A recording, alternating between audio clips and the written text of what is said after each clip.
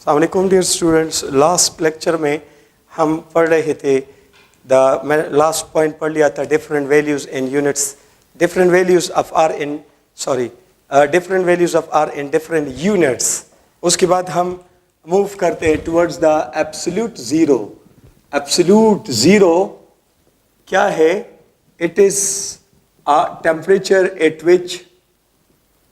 which volume of a gas becomes zero। लेकिन practically आप ऐसा नहीं कर सकते, ये आप सिर्फ थ्योरेटिकली कर सकते हो। तो किसी भी गैस का वो टेम्परेचर जिस पर गैस का वॉल्यूम ज़ीरो हो जाए, थ्योरेटिकली यानी मैथमेटिकली हम ऐसा कर सकते हैं, प्रैक्टिकली नहीं कर सकते। उस टेम्परेचर को कहते हैं एब्सोल्यूट ज़ीरो टेम्परेचर। इसकी वैल्यू क्या है? इसकी वैल्यू है -273.15 या 16 डिग्री सेंटीग्रेड, या नॉर्मली हम -273 ही लिखते हैं, बट मोर एक्यूरेट इज -273.15 या 16 डिग्री सेंटीग्रेड। इस टेम्परेचर तक अगर आप किसी गैस को कूल करो तो इसका वॉल्यूम ज़ीरो होगा, और अगर वॉल्यूम ज़ीरो होगा तो law of conservation of mass गलत साबित होगा। लेकिन प्रैक्टिकली ऐसा हम नहीं कर सकते, क्योंकि ये प्रैक्टिकली तब होगा जब हम किसी गैस को -273 तक कूल करेंगे और ये फिर भी गैसियस स्टेट में रहेगी। तो ऐसी कोई गैस है ही नहीं जिसको आप -273 डिग्री सेंटीग्रेड तक कूल करो और ये फिर भी गैसियस स्टेट में रहे। कोई भी रियल गैस जो है -273 डिग्री सेंटीग्रेड तक पहुंचने से पहले लिक्विफाई या सॉलिडिफाई हो चुकी होते हैं। इसलिए प्रैक्टिकली ये पॉसिबल नहीं है, क्योंकि प्रैक्टिकली ये पॉसिबल होने के लिए ज़रूरी है कि आप गैस को -273 तक कूल करो और वो फिर भी गैसियस स्टेट में रहे। ऐसी कोई गैस नहीं है, इसलिए प्रैक्टिकली ये नहीं होगा, सिर्फ मैथमेटिकली हो सकता है। And this concept is introduced by Charles. तो चार्ल्स ने अपने लॉ में, चार्ल्स लॉ आपको याद होगा कि volume directly proportional to temperature. वो सोच रहा था कि अगर हम टेम्परेचर कम करेंगे तो टेम्परेचर को कम करते करते आखिरकार एक ऐसा टेम्परेचर आ जाएगा जिस पर गैस का वॉल्यूम कितना हो जाएगा? 0 डेसीमीटर क्यूब। और उस टेम्परेचर को नाम दिया जाता है एब्सोल्यूट ज़ीरो टेम्परेचर। इसकी वैल्यू -273 डिग्री सेंटीग्रेड है। इस वैल्यू को मालूम करने के लिए चार्ल्स ने अपने इस लॉ का सेकंड स्टेटमेंट प्रेजेंट किया। For finding value of absolute zero temperature, Charles presented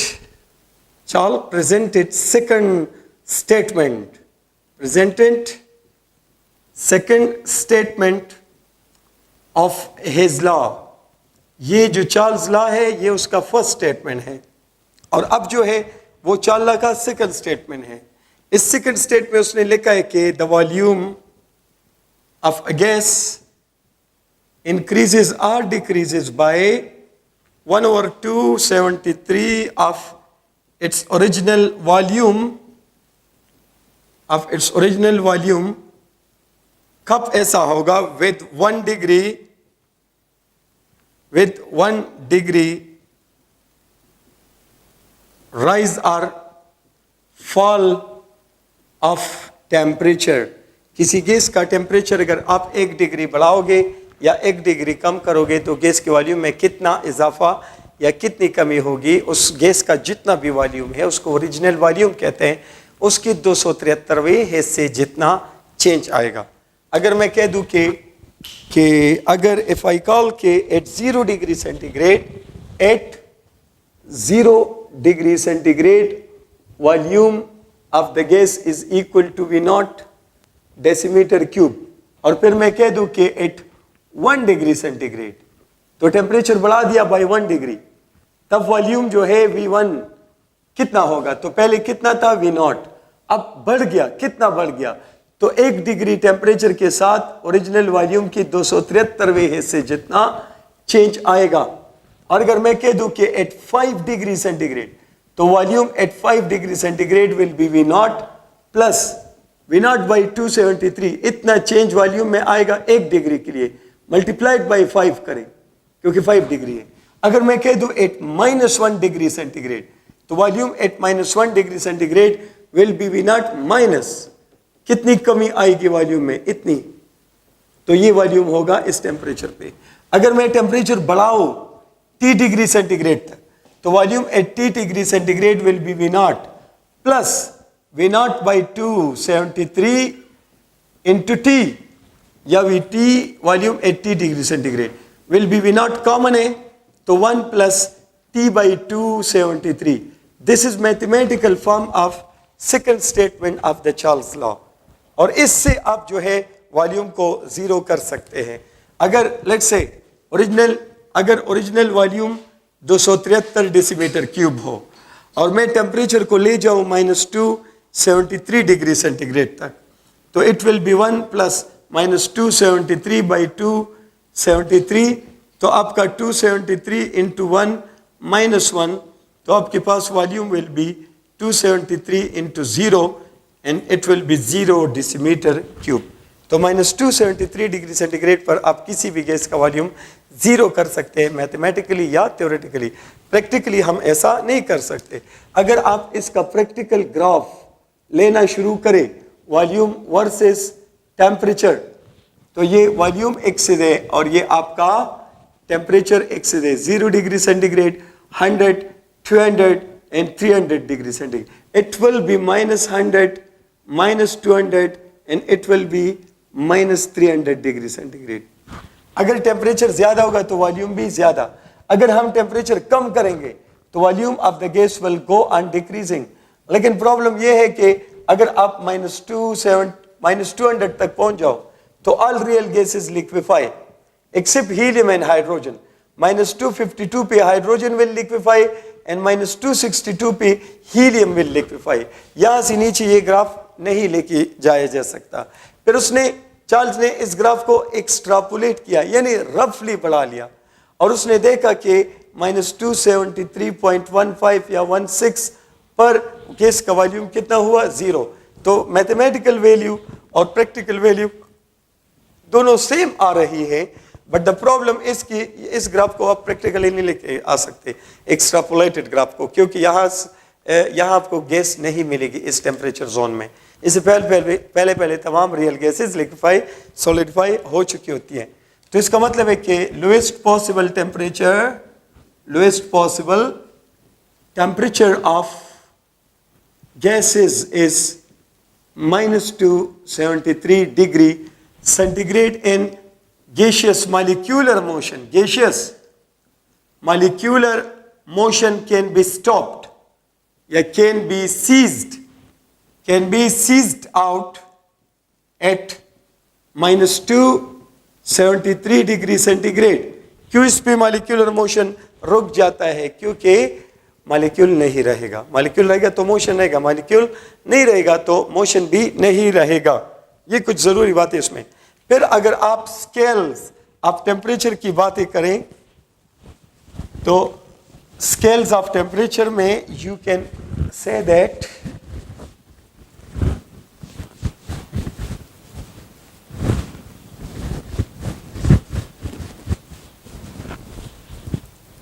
scales of temperature में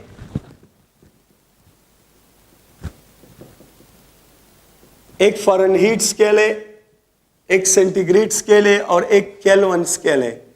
केल्विन स्केल को स्टैंडर्डाइज किया गया है गैसेस के साथ, और इस पे कभी भी टेम्परेचर माइनस में नहीं आएगा, इसलिए इस केल्विन स्केल को एब्सोल्यूट स्केल भी कहते हैं। It is standardize with I think aqueous solution of ammonium chloride और something like that, standardize with water, standardize with gas. तो इसका लोएस्ट टेम्परेचर 32 डिग्री फ़ारेनहीट है, highest 212 degree Fahrenheit, and the distance between this two has been divided into 12 equal parts. और फिर centigrade scale का lowest temperature water का 0, हाईएस्ट 100, the distance is divided into 100 equal parts. इसका मतलब है कि सेंटीग्रेड स्केल का 1 डिग्री फ़ारेनहीट की 1 डिग्री से ज्यादा है, यानी 1 degree centigrade is equal to 1.8 degree Fahrenheit, इतना फर्क है। और अगर आप नीचे की तरफ आओगे तो -40 degree centigrade will be equal to -40 degree Fahrenheit, यानी सेंटीग्रेड और Fahrenheit scale their degrees coincide at -40। और किसी गैस का लोवेस्ट टेम्परेचर कितना है? -273, क्योंकि इस पर गैस का वॉल्यूम 0 होगा तो नीचे आप नहीं जा पाओगे। Minimum possible temperature for gas, वो भी प्रैक्टिकली अचीवेबल नहीं है। लिक्विड सॉलिड स्टेट में तो अचीवेबल है, लेकिन गैसियस स्टेट में अचीवेबल नहीं है। क्यों नहीं है? क्योंकि इस टेम्परेचर तक गैसियस स्टेट नहीं पॉसिबल। तो यही से स्टार्ट किया केल्विन ने इस एब्सोल्यूट स्केल को, और इसको 0 केल्विन कह दिया। तो -272 degree centigrade it will be 1 kelvin, -273 degree sorry -271 degree centigrade will be 2 kelvin. तो 0 के सामने आएगा 273 केल्विन और 100 के सामने आएगा 373 केल्विन। तो इसकी 1 डिग्री और इसकी 1 डिग्री का साइज बराबर है, बट मैग्नीट्यूड बराबर नहीं है। तो इस टेम्परेचर स्केल ऑफ टेम्परेचर पे आप देख रहे हो कि माइनस में कभी भी टेम्परेचर नहीं जाएगा, इसलिए इसको एब्सोल्यूट स्केल कहते हैं। और इस टेम्परेचर को एब्सोल्यूट टेम्परेचर क्यों कहते हैं? इस टेम्परेचर को एब्सोल्यूट टेम्परेचर इसलिए कहते हैं क्योंकि इस टेम्परेचर को एब्सोल्यूट जीरो क्यों कहते हैं?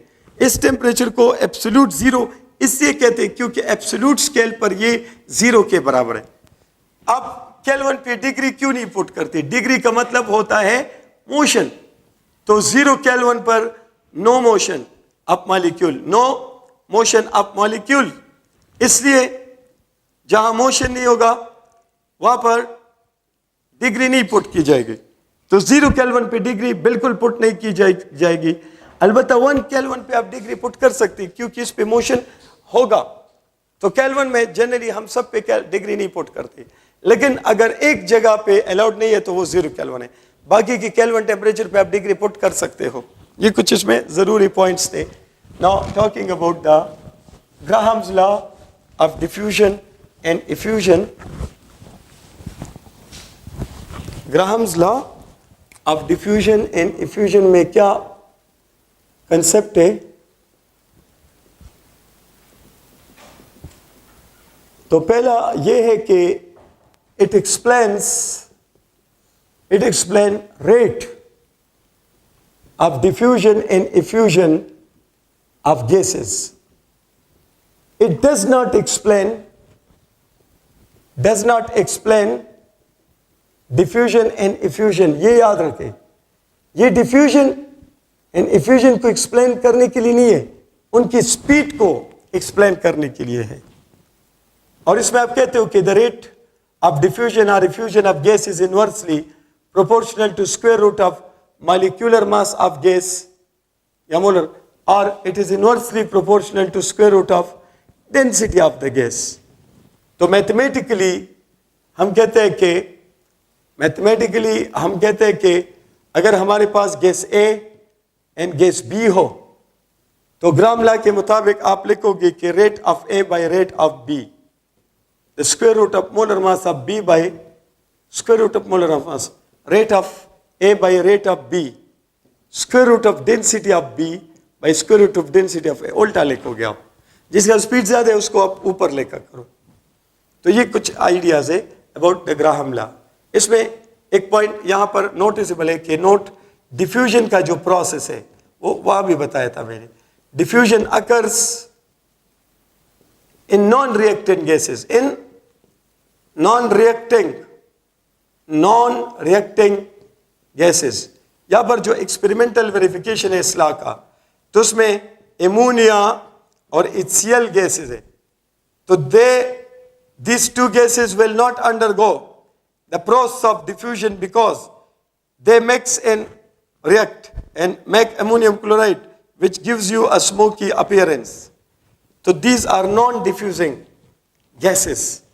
अब इसके MCQs पॉइंट ऑफ व्यू से कुछ अहम पॉइंट्स में, अब पहला क्वेश्चन देखो कि the rate of helium is like 4 times, ये आसान है, that of gas, the gas is dash. इस टाइप के क्वेश्चन आते हैं। तो अननोन के लिए x लिया जाता है। अगर मैं कह दूं कि rate of gas is x metre per second, then rate of helium will be 4x metre per second, क्योंकि ये 4 टाइम ज्यादा है। तो ग्राम लॉ के मुताबिक रेट ऑफ हीलियम ये तेज है bye rate of gas will be equal to square root of molecular mass of gas by square root of molecular mass of helium. This is 4x by x. This is like this. So 4 or this will be this one. Square करो both side को, square root को अगर खत्म करना हो तो ये तो ऑप्शन में आपके पास आएगा molar mass of the gas will be 64 ग्राम पर मोल। तो ये फिर क्या होगा मोलर मास। लेकिन अगर ये मैं लिखूं 64 AMU तो तब इसको आप क्या कहोगे molecular mass.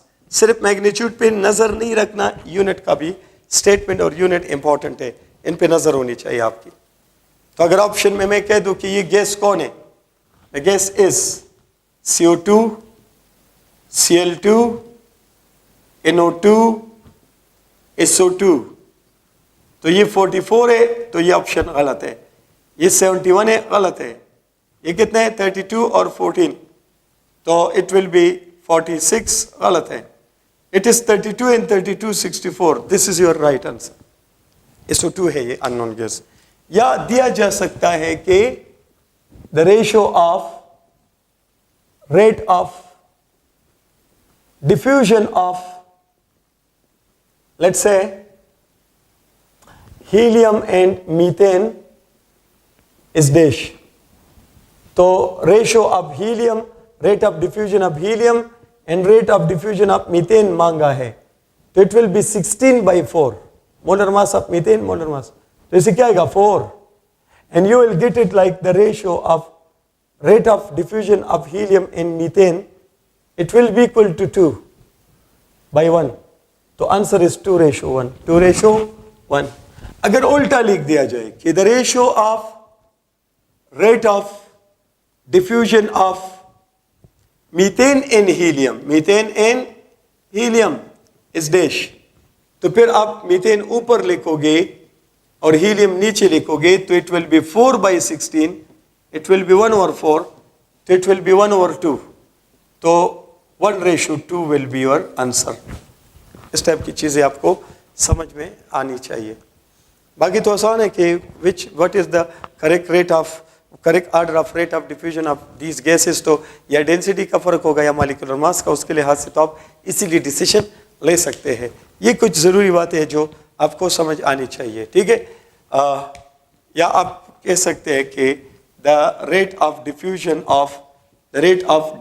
Of let's say methane is dash times that of helium, तो फिर भी इसको ऐसे ही सॉल्व करना है कि rate of helium by rate of methane, तो इट विल बी 16/4, तो इससे क्या आंसर आएगा 2, तो this is your answer. It will be 2 times, यानी हीलियम का स्पीड ऑफ डिफ्यूजन मीथेन के डबल होगा। ये कुछ ज़रूरी पॉइंट्स है Graham law of diffusion and diffusion में। Talking about the Dalton's law of the partial pressure, तो पहले पार्शियल प्रेशर पे डिस्कशन देखें। Dalton's law of partial pressure. So what is partial pressure? Partial का मतलब है इनकम्प्लीट। तो ये पार्शियल प्रेशर का लफ्ज आप किसी गैस के प्रेशर के लिए तब इस्तेमाल करोगे जब ये गैस प्योर नहीं हो, मिक्सचर का एक कंपोनेंट हो। So this is pressure of a component gas in a mixture of gases, not applied for pure gas के प्रेशर को आप प्रेशर ही कहोगे, मिक्सचर के प्रेशर को भी आप प्रेशर ही कहोगे। मिक्सचर के अंदर किसी कंपोनेंट गैस के प्रेशर को पार्शियल प्रेशर कहोगे। तो इसमें आप जो है कह सकते हैं कि लाइक मेरे पास या नाइट्रोजन गैस है, प्योर गैस है, तो ये जो प्रेशर एक्सर्ट करते हैं इसको क्या कहोगे? You will call it pressure of nitrogen. लेकिन अगर आपके पास नाइट्रोजन प्लस ऑक्सीजन है तो ये भी प्रेशर एक्सर्ट करते हैं और ये भी, तो इस प्रेशर को आप कहते हो pressure of mixture, pressure of the whole mixture. इसको पीटी से जाहिर करते हैं टोटल। इसकी प्रेशर को कहते हैं पार्शियल प्रेशर ऑफ नाइट्रोजन, इसको कहते हैं partial pressure of oxygen. And the partial pressure of a component gas, of a component gas of a mixture of gases, it is equal to moles of the component gas, moles of the component gas, and divided by total moles, divided by total moles of mixture, mixture का या solution का total mole। तो इसको n से जाहिर करते हैं और इसको कैपिटल n से, एंड मल्टीप्लाइड बाई PT यानी total pressure of the mixture. Like example के तौर पे अगर मैं कह दूं कि मेरे पास एक mixture of gases A and B है, then partial pressure of A it is denoted like this and will be equal to number of moles of A divided by number of moles of A plus number of moles of B. And partial pressure of B will be equal to what? Number of moles of B by number of moles of A plus number of moles of B. इसको आप ऐसे भी लिख सकते हैं total mole, इसको आप ऐसे भी लिख सकते हैं टोटल मोल्स। ये माइंड में रख लें। इसका जनरली हम यूनिट नहीं लेते। क्यों यूनिट नहीं लेते इसका? जनरली हम इसका यूनिट नहीं लेते क्योंकि दो मोल्स का रेशो है। अलबत्ता अगर यूनिट लेना हो तो आप इसमें लेंगे, यानी मोल वाला यूनिट कट जाएगा, सिर्फ एटमॉस्फेयर वाला प्रेशर का यूनिट आपने लेना है। मोल वाला यूनिट कट जाता है, प्रेशर वाला यूनिट इसका रहेगा। तो पार्शियल प्रेशर को प्रेशर की यूनिट में ही एक्सप्रेस किया जाएगा। सो व्हाट इज द, इस पे न्यूमेरिकल आएंगे तो ये इक्वेशन आपको आना चाहिए। What is Dalton's law? Dalton's law, Dalton's law of partial pressure. तो पार्शियल प्रेशर का मतलब है कि this law is for mixture of gases and not a pure gas. किसी प्योर गैस के लिए एप्लीकेबल नहीं है, मिक्सचर ऑफ गैसेस के लिए एप्लीकेबल है। लाइक वाटर गैस, ये क्या है? मिक्सचर ऑफ गैसेस है, carbon monoxide and hydrogen. Like air, क्या है? मिक्सचर ऑफ गैसेस है, nitrogen, oxygen and fresh gases. लेकिन अगर कभी लिख दिया जाए मार्श गैस, क्या? मार्श गैस प्योर मीथेन है, तो इसके लिए एप्लीकेबल नहीं है। डाल्टन लॉ कहता है कि sum of partial pressure of all component gases of a mixture is equal to total pressure of mixture। यानी आप कह सकते हैं कि अगर मेरे पास मिक्सचर हो किसका? A and B का, तो फिर इस सूरत में you will see the partial pressure of mixture will be equal to partial pressure of A plus partial pressure of B. Proof क्या है आपके पास डाल्टन लॉ का? तो पी देखो, P A plus P B, it will be equal to n A by N into P T plus n B by N into P T. तो इसमें P T common लो, तो n A by N plus n B by N, तो N is the LCM. तो आपके पास क्या आएगा? इन ए, यहां क्या आएगा? इन बी, इन ए और इन बी एन के बराबर है, तो एन बाई एन कट जाएगा। तो P A plus P B is finally equal to P T. ये डाल्टन लॉ का प्रूफ है पार्शियल प्रेशर वाले। Now application of Dalton law में हाइलाइटेड पॉइंट्स में आप नोट करें डाल्टन्स लॉ, अब पार्शियल प्रेशर के एप्लीकेशन। तो पहला एप्लीकेशन है इन ब्रीदिंग। जब आप सांस लेते हो, रेस्पिरेशन करते हो, तो डाल्टन लॉ इज एप्लीकेबल, क्योंकि इसमें इन्वॉल्व होता है एटमॉस्फेयर एंड योर लंग्स। तो यहां एक्सचेंजेस ऑफ गैसेस होता है।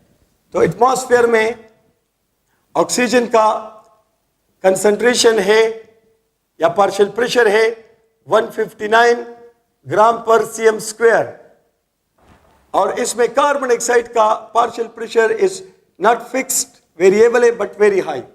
लंग्स में partial pressure of oxygen is 116 ग्राम पर सीएम स्क्वायर, और partial pressure of carbon dioxide is very high, sorry atmosphere में लो है एंड लंग्स में बहुत हाई है। एंड हम जानते हैं कि everything move from high concentration to low. तो oxygen will move from atmosphere to lungs and carbon dioxide will move from lungs into the atmosphere. और याद रखो कि partial pressure is directly proportional to, ये पॉइंट रह गया, note करें, partial pressure of a component of a mixture, it is directly proportional to amount of the gas या concentration of the gas। जिस गैस का concentration ज्यादा होगा उसका पार्शियल प्रेशर भी ज्यादा। तो एयर में सबसे ज्यादा पार्शियल प्रेशर किसका है? नाइट्रोजन गैस का। दूसरा एप्लीकेशन आप नोट करें कि दूसरे में deep sea divers. Deep sea diver जो है वो अपने केबन में 4% ऑक्सीजन लेके जाते हैं, 96% क्या लेके जाते हैं? हीलियम। हालांकि हमारे लंग्स को कितने ऑक्सीजन की जरूरत है? 21%। क्यों 4% लेके जाते हैं? क्योंकि अगर आप एटमॉस्फेयर में खड़े हो तो आपके लंग्स पे कम प्रेशर लगता है, लेकिन अब जब पानी में हो तो आपके लंग्स पे ज्यादा प्रेशर लगता है। तो एटमॉस्फेयर में लंग्स का साइज बड़ा होता है। समंदर में 40 फीट डाउन आप जाते हो तो 40 फीट डाउन आपके लंग्स का साइज काफी रिड्यूस हो जाता है क्योंकि प्रेशर बढ़ता है। तो इन लंग्स के लिए 21% oxygen is required, but in lungs के लिए 4% oxygen will work the same as 21% oxygen works in the atmosphere. अगर ये 21% ऑक्सीजन लेके जाएगा तो इसके लंग्स रप्चर होने के चांसेस हैं क्योंकि लंग्स का साइज काफी रिड्यूस हो चुका होता है। या हम कहते हैं कि we feel uncomfortable in breathing at high altitudes। जितना आप एल्टीट्यूड्स की तरफ जाते हो तो आपको सांस लेने में तकलीफ होती है। रीजन क्या है? Because of decrease of pressure of air with altitude. जितना आप एल्टीट्यूड की तरफ जाओगे तो प्रेशर ऑफ एयर कम होता जाएगा। Hence partial pressure of oxygen also decreases and our lungs get insufficient oxygen at altitude, we feel suffocation. And the fourth one is wet gas. What is a wet gas? It is a gas collected over the surface of water. तो ये pure gas नहीं है। It is a mixture of dry gas जो pure gas होती है and water vapors। और जहां पर भी आपके पास मिक्सचर ऑफ गैसेस का कंसेप्ट आएगा तो डाल्टन लॉ का एप्लीकेशन आएगा। यानी आप कह सकते हो कि प्रेशर ऑफ वेट गैस चूंकि मिक्सचर है तो इसको प्रेशर कहेंगे, will be equal to partial pressure of dry gas plus partial pressure of water vapours. And the partial pressure of water vapors in wet gas is called, इसको अब क्या कहते हैं? Aqueous tension. क्या? अक्सर एमसीक्यूज में पूछा जाता है what is aqueous tension? It is the partial pressure of water vapours inside a wet gas. तो ये कांस्टेंट होता है, इसकी वैल्यू लिटरेचर बुक में अवेलेबल होती है। इसको मेजर किया जाता है by what? Measured by barometer, और इसको कैलकुलेट किया जाता है कैलकुलेटेड बाय डाल्टन्स लॉ। यानी कि आप क्या करोगे, इसको इस साइड पे ले आए तो आपके पास partial pressure of dry gas calculate करने के लिए the best source is Dalton's law. यानी डाल्टन लॉ का वेट गैस में क्या एप्लीकेशन है, इसकी मदद से हम क्या करते हैं, ड्राई गैस का पार्शियल प्रेशर कैलकुलेट करते हैं if you use the Dalton law of partial pressure. तो ये सारे गैस लॉस का कंसेप्ट इसके साथ खत्म होता है। Let's talk about the KMT presented by Bernoulli, a physicist, and this is called mother of all gas laws.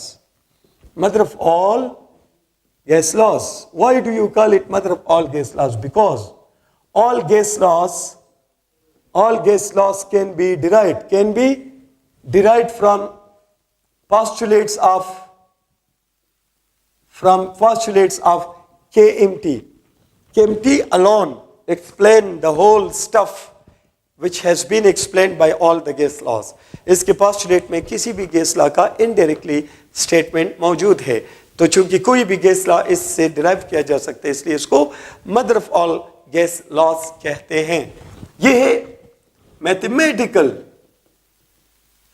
mathematical explanation for complete behavior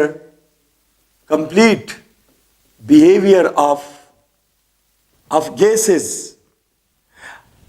एक हमारे पास इक्वेशन है, we call it kinetic equation of gases, kinetic equation of gases.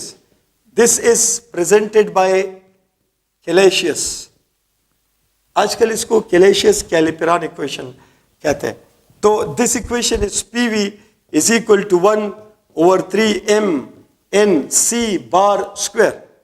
m क्या है, मास, n क्या है, number of molecules, और c बार मतलब average को मीन कहते हैं। तो this is mean square velocity, इसको कहते हैं काइनेटिक इक्वेशन ऑफ गैसेस। अगर आपके पास 1 मोल गैस हो, 1 मोल गैस, तो general gas equation will be PV is equal to RT, and kinetic equation will be PV is equal to MRT, 1/3। अब ये 1 है, और 1 मोल के मास को क्या कहते हैं, 1 मोल गैस के मास को मोलर मास कहेंगे, इस तरह। तो मोलर मास करो C बार स्क्वायर, यानी यहां पर आप लिख सकते हो कि दोनों इक्वेशन का लेफ्ट हैंड साइड बराबर है, तो राइट भी बराबर हो जाएगा, and you will get MC bar square by 3 बराबर है RT। So finally you will get MC bar square equal to 3RT, या C bar square is equal to 3RT by M, या अगर आप इसका भी स्क्वायर रूट लो और इसका भी, तो इस स्टेटमेंट को कहते हैं root mean square velocity, it is equal to under the root 3RT by M। अक्सर ये आ जाता है equation for root mean square velocity. ये भी काइनेटिक मॉलिक्यूलर थ्योरी का इनडायरेक्टली मैथमेटिकल फॉर्म है, यानी कि kinetic equation of gases, it is complete explanation for mathematical explanation for complete behaviour of gases. और KMT जो है वो आपको थ्योरेटिकल अप्रोच देता है। आई थिंक KMT के जो पोस्टुलेट है उनमें कोई ऐसी बात नहीं है जो आप कवर ना कर सको, तो बस ये कुछ ज़रूरी बातें थे, पोस्टुलेट आप उसमें देख सकते हो। Let's move towards the concept of ideal gas. So what is an ideal gas? A gas which obeys all gas laws at all conditions of pressure and temperature. तो actually ऐसी कोई गैस है ही नहीं। There is no ideal gas. कभी MCQ I which one is an ideal gas? Straight away none of these. Ideal gas है ही नहीं। All real gases are non-ideal. All real gases are non-ideal. Because ideal gas नहीं है। अलबत्ता real gases can behave ideally. ये gas laws को ओबे कर सकते हैं to some extent. तो real gases real gases can behave ideally till there are no intermolecular attractive forces. जब तक गैस के मॉलिक्यूल में अट्रैक्टिव फोर्स प्रॉपरली नहीं आती तब तक गैसेस आइडियली बिहेव करती है, और इनको आइडियल पूरा तो नहीं, आइडियल बिहेवियर माना जा सकता है।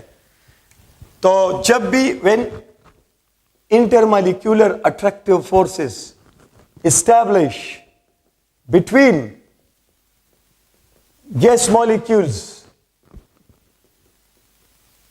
the gas deviates from gas laws. Gas laws मतलब ideal behavior. So the gas straight away becomes non-ideal, deviate from ideal behavior. अब इसमें याद रखें कि गैसियस मैटर दो तरह का होता है। ये बात सुनो, गैसियस मैटर दो तरह का आपको मिलेगा। एक तो प्योरली गैस होता है ना, तो ये मोस्टली नॉन पोलर होती है, मोस्टली, शाबाश, क्या, नॉन पोलर।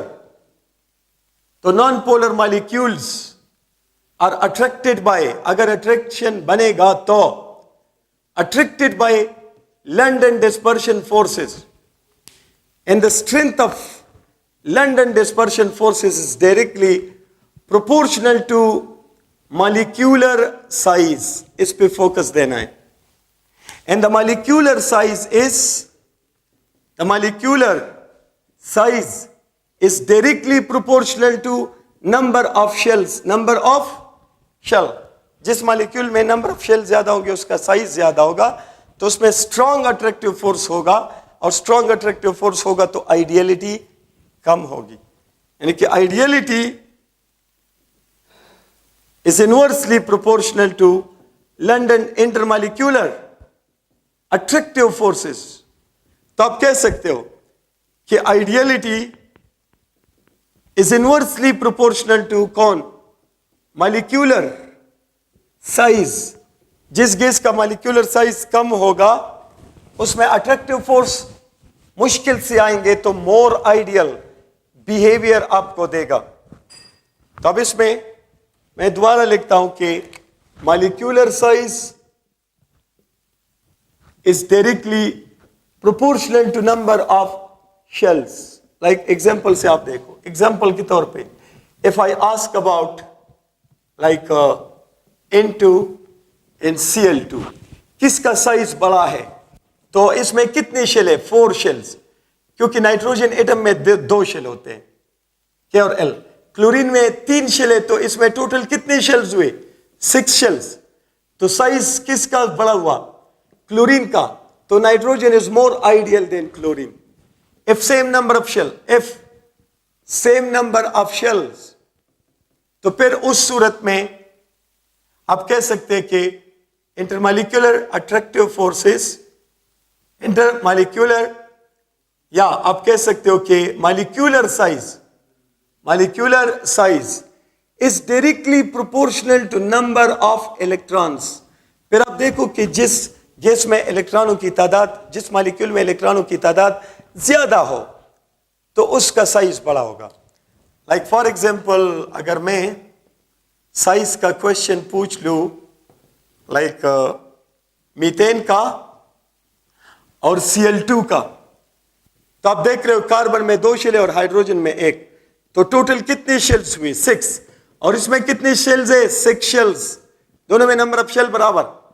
तो इसमें कितने इलेक्ट्रॉन है, कार्बन में 6 है और हाइड्रोजन में 1 है, तो 10 इलेक्ट्रॉन्स।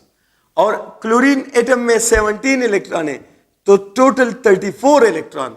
तो जिस मॉलिक्यूल में इलेक्ट्रॉनों की तादाद ज्यादा होगी उसका साइज ज्यादा। So methane is more ideal than chlorine. तो मेरे ख्याल में ये एमसीक्यू अक्सर आता है, और इसमें अक्सर आप लोग कंफ्यूज होते हो कि पता नहीं क्लोरीन का साइज बड़ा है या किसका। तो एटोमिसिटी भी एक है, जो एटोमिसिटी ज्यादा है तो साइज, लेकिन मोर प्रिसाइजली शेल की तादाद और शेल की तादाद अगर सेम है तो नंबर ऑफ इलेक्ट्रॉन जिसमें ज्यादा होंगे तो उसका साइज ज्यादा होगा।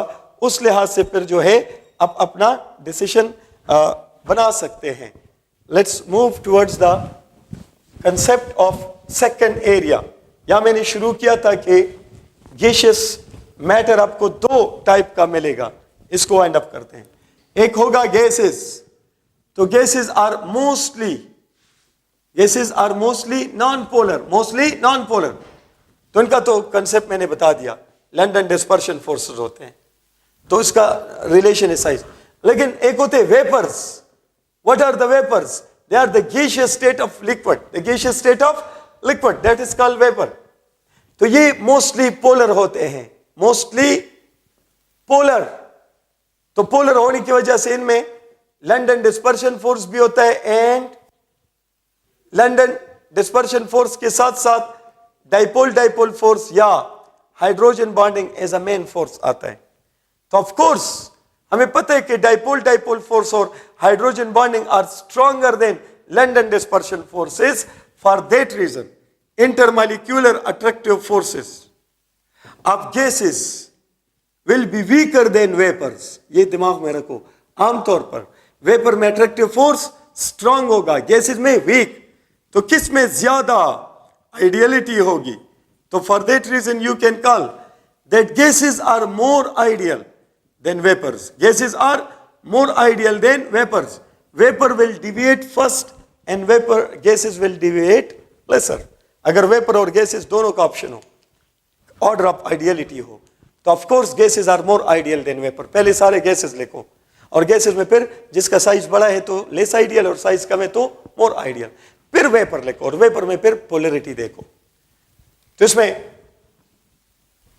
Minimum molecular size is for helium, क्योंकि एक शेल है इसमें. मॉलिक्यूलर मास तो इसका ज्यादा है, 4 AMU. हाइड्रोजन का 2 AMU है, but size is not concerned with molecular mass. Size is concerned with number of shells, number of atom, number of electrons. So for that reason, minimum molecular size is for helium. So helium is most ideal gas. Ideal तो ये भी नहीं है, डिवेट तो ये भी करता है. सबसे ज्यादा ideal behavior helium देगा. Second most ideal behavior will be given by hydrogen. तो एक term यहाँ लिखा है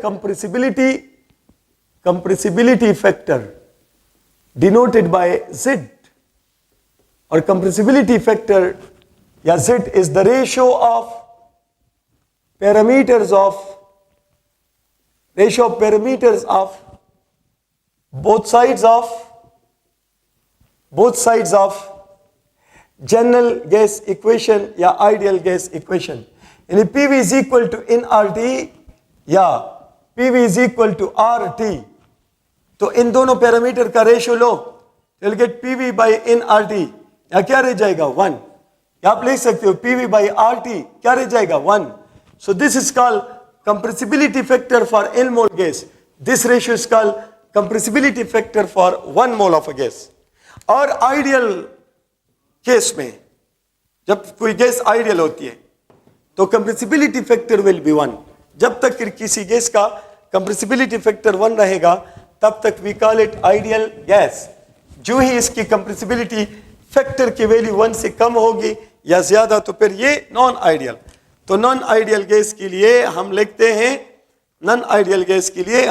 कि Z is not equal to 1. अगर इसको कहते हैं आइडियल बिहेवियर. क्या आइडियल बिहेवियर? compressibility factor 1. अगर Z is less than 1, then this is called negative deviation of gas. Negative deviation of gas from ideal behavior. और याद रखिए कि it is due to formation of intermolecular attractive forces between the gas molecules. And अगर Z की value is more than 1, so this is called positive deviation of gas from ideal behavior. और ये किस वजह से आता है? It is due to repulsion, due to repulsion between electron densities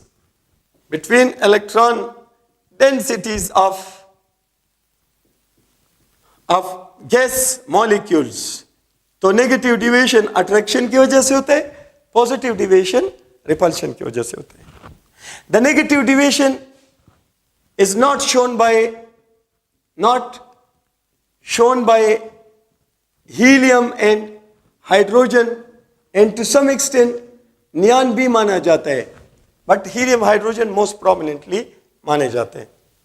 यानी कि अगर आप कंप्रेसिबिलिटी फैक्टर का ग्राफ लो प्रेशर के साथ, कीपिंग टेम्परेचर कांस्टेंट, तो आइडियल बिहेवियर कहता है कि ये ग्राफ ऐसे होना चाहिए. हीलियम के लिए हमने शुरू किया तो आइडियल था, लेकिन फिर हाई प्रेशर पर डिविएशन शुरू हुआ और प्रेशर बढ़ने से डिविएशन बढ़ता रहा. फिर हाइड्रोजन, तो आप देख रहे हो कि ये सिर्फ पॉजिटिव डिविएशन दे रहे.